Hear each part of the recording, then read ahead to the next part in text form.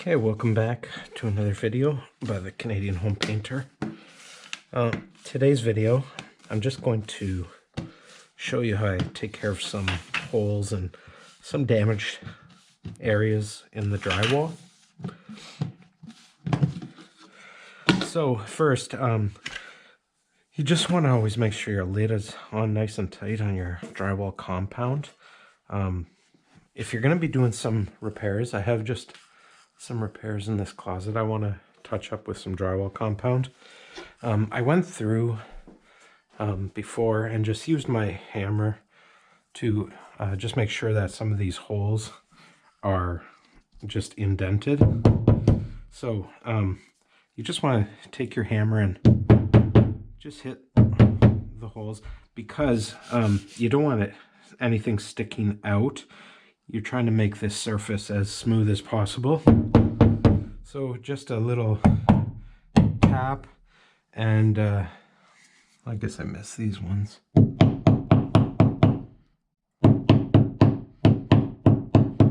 Because that little bit that's sticking out will just cause issues. So you're not hitting it too hard, but hard enough to just make it indented. Then I like to use a drywall hawk.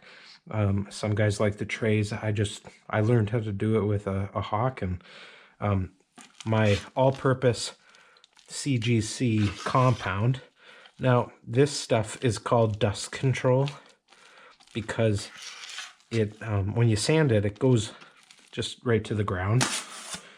Doesn't really go airborne, so it does help to control the dust.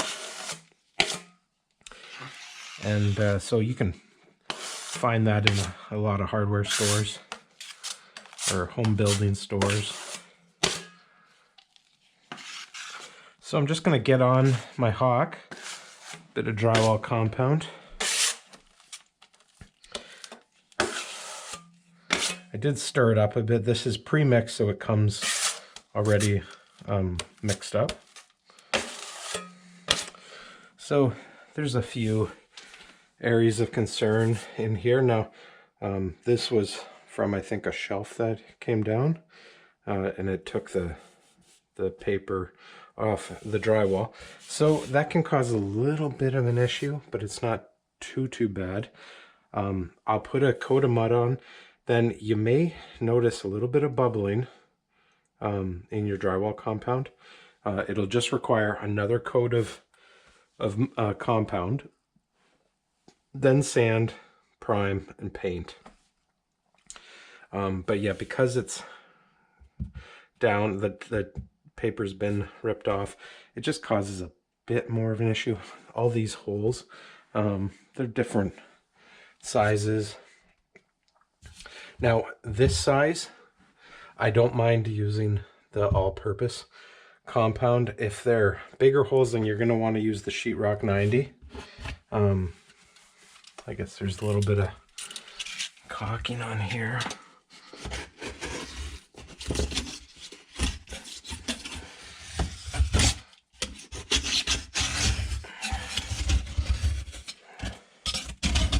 And that's why the tape is coming off. There. So,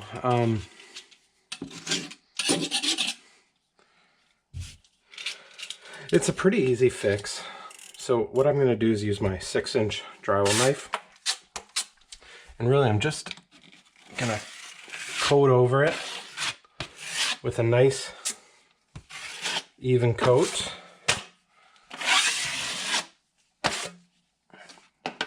Now this first coat is not going to be too heavy, because like I said, I'll get a little bit of bubbling where the tape is, where the paper's been torn off. So it's just going to bubble a little bit in there, but when I sand it and put my second coat on, then it'll be all right.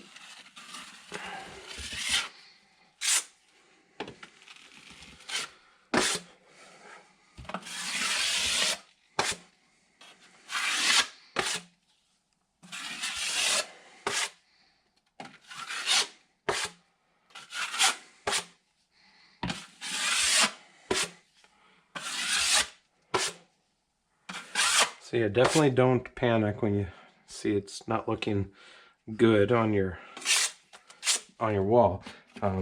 It's totally normal that it's going to bubble in those areas.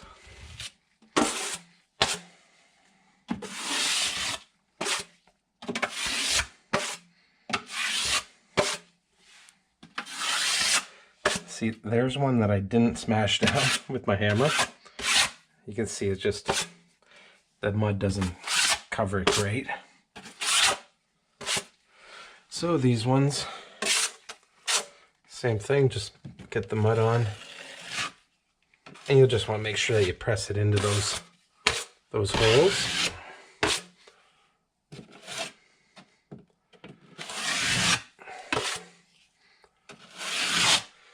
The corners aren't great either. I think I'm going to probably use paintable caulking because it's like this throughout this place.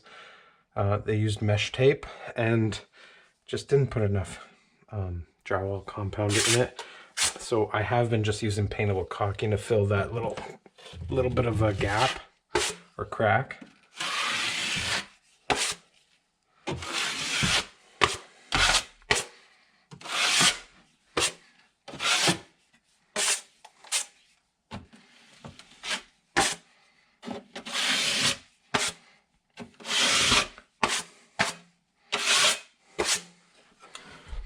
So, yeah, that's what I'll do for those corners.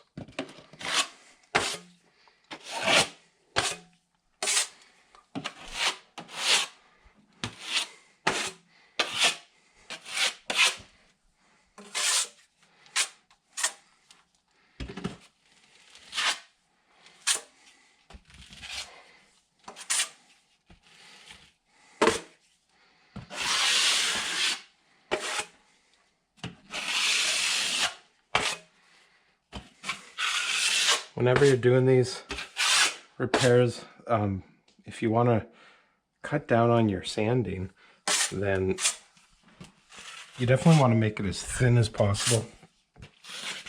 I'll even prefer to put a third coat on, a thin one, as opposed to two heavier ones, and I have to sand a lot. So I do like to put it on quite thin.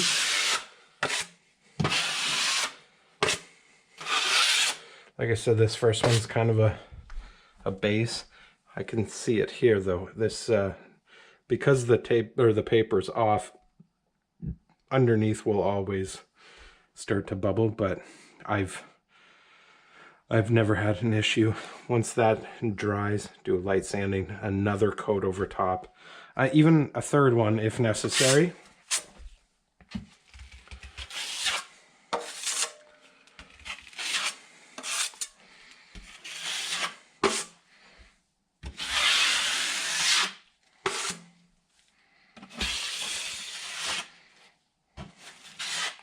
Whoops.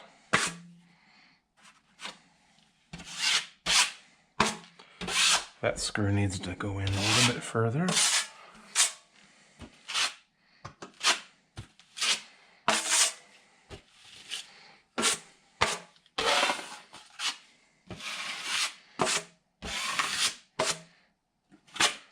Now your first coat isn't going to look great. Like mine's not looking great in some spots. But the main thing is that you don't have it too heavy. Because like with all drywalling, the idea is you want to have it nice and smooth, or as smooth as possible.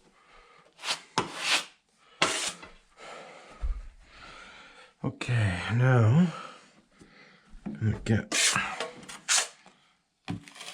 this one.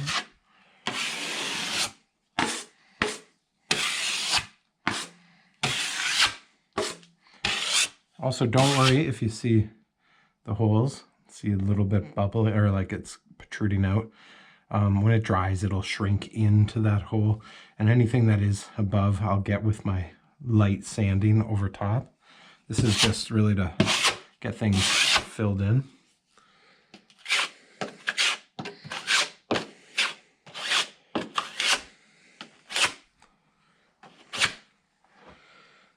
Okay, now just want to get these holes here.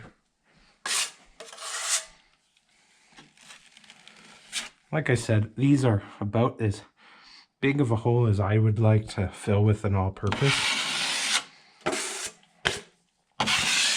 Now, I mean, the other thing is, if you want to be able to sand it and paint it really fast, you might want to use the Sheetrock 90 because it will dry a lot faster. I'm in no hurry, so this, I mean, it's Saturday. It'll dry tomorrow on Sunday. I'll be back Monday. I have other things to do, and I'll sand it Monday and then recoat it on Monday.